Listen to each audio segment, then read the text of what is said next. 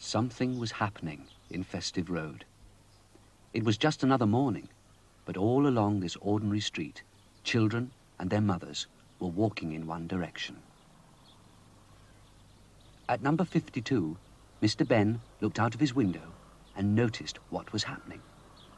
They're all going towards the park at the end of the road, he thought. I wonder why. He went in from his window, put on his hat and coat, and was soon on his way to find out what was happening. In the park, he could see the children and parents standing together. On some mornings in the park, a little show was put on for the children. This was one of those mornings. Mr. Benn decided to stay and watch the show. First, it was Punch and Judy.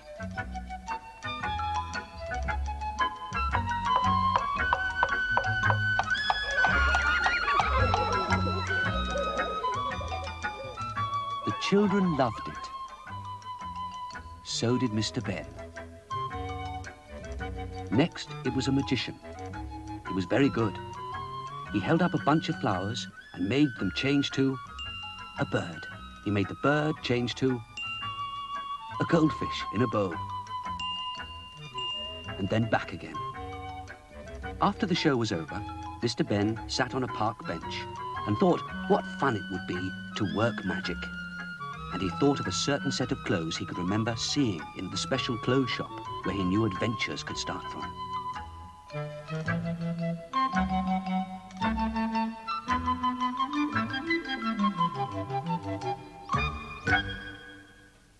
He looked around the shop until he saw the costume which he'd remembered.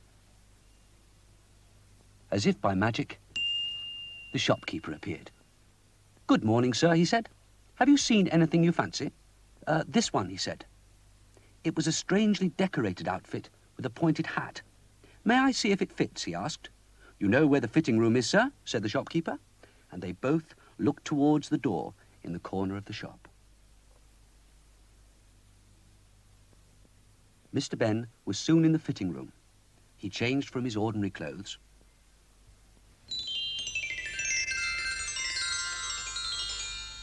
and admired himself in the mirror of the room. "I think this is a wizard's outfit," thought Mr. Benn. "Now where will that take me?"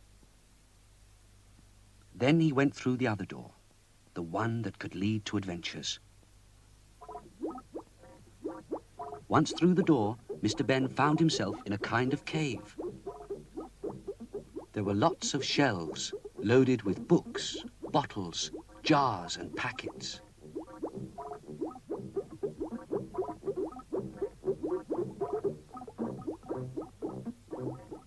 Mr. Benn picked up a book called Useful Spells and started to read it. It said that most spells in the book needed chalk to draw a sign, magic spell powder and a wand. Mr. Benn was just wondering which spell to try when there was a ring on a bell, and in walked two men.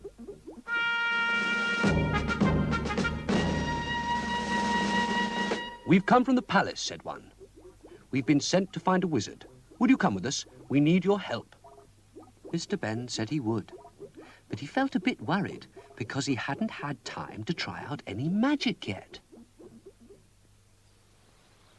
Outside the cave, a horse-drawn carriage was waiting to take them to the palace.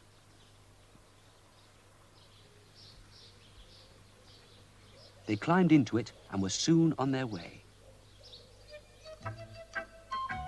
As they drove along, people beside the road stopped what they were doing to wave.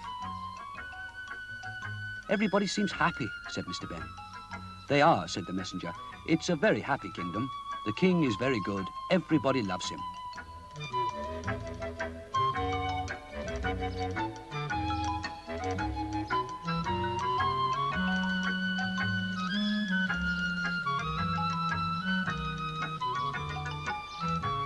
does the king want me?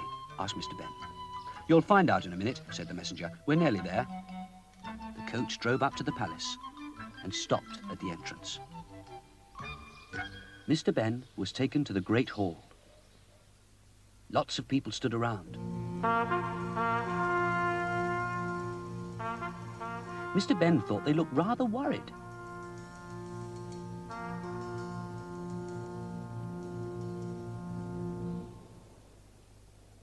At the end of the hall sat the king and queen. The queen looked very queenly. The king looked just a short, round, happy man. Mr. Benn bowed to the king and queen. The queen began to explain what she wanted. First, she told Mr. Benn how good the king was and how he kept his people happy. "The trouble is," said the queen, "he just sits and grins. He's not lively enough for a king.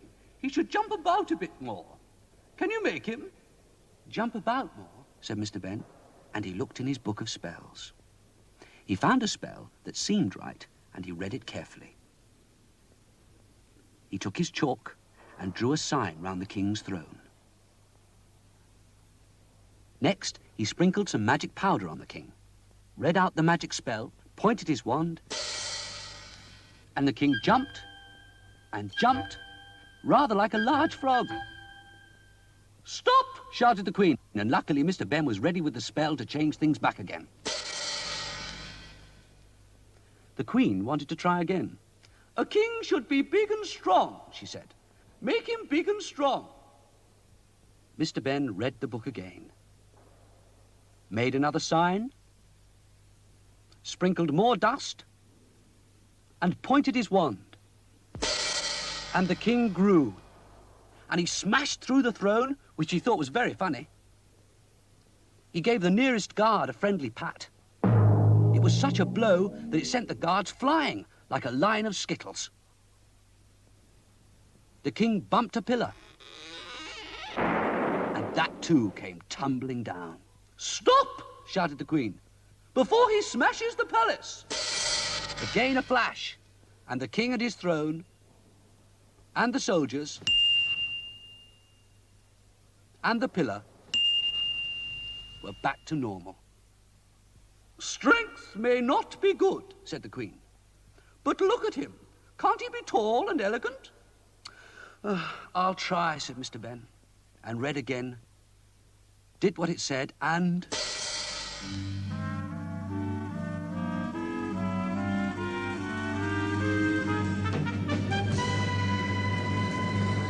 "Stop!" said the queen. Mr. Benn was already saying the spell.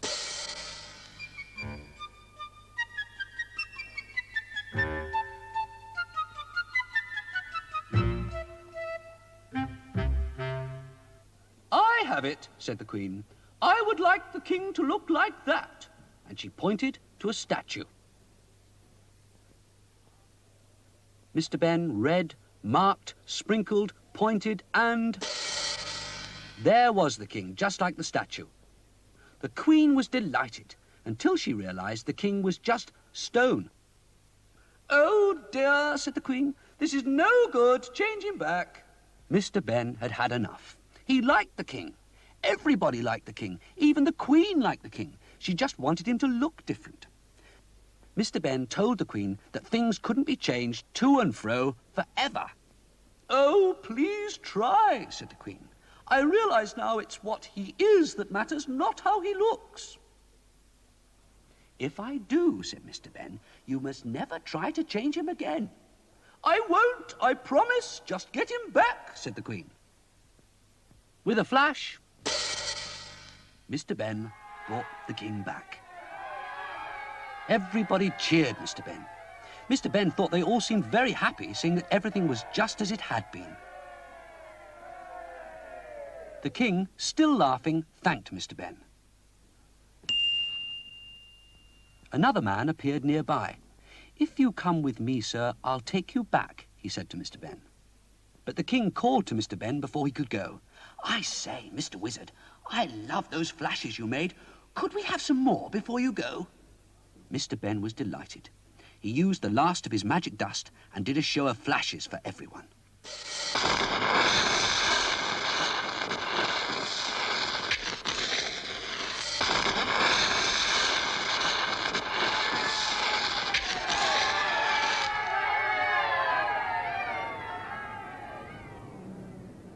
After that, Mr. Benn said goodbye and went through the door the man had shown him. He found himself back in the changing room of the shop. He took a last look at himself as a wizard in the mirror, and then put on his own clothes.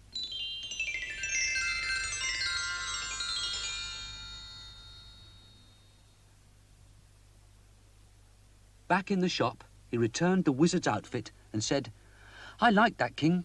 I'm glad he wasn't changed."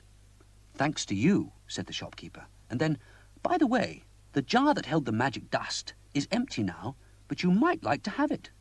"Oh, thank you. I would," said Mr. Benn. And he waved from the door. "See you again soon." Back in Festive Road, Mr. Benn was happy. It's a very ordinary street, he thought, but I'm glad it hasn't changed.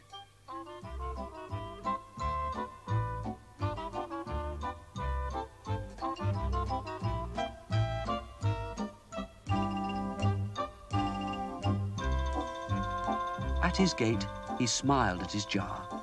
Yes, it's empty, but it's just the thing to help me remember. I'll keep it always.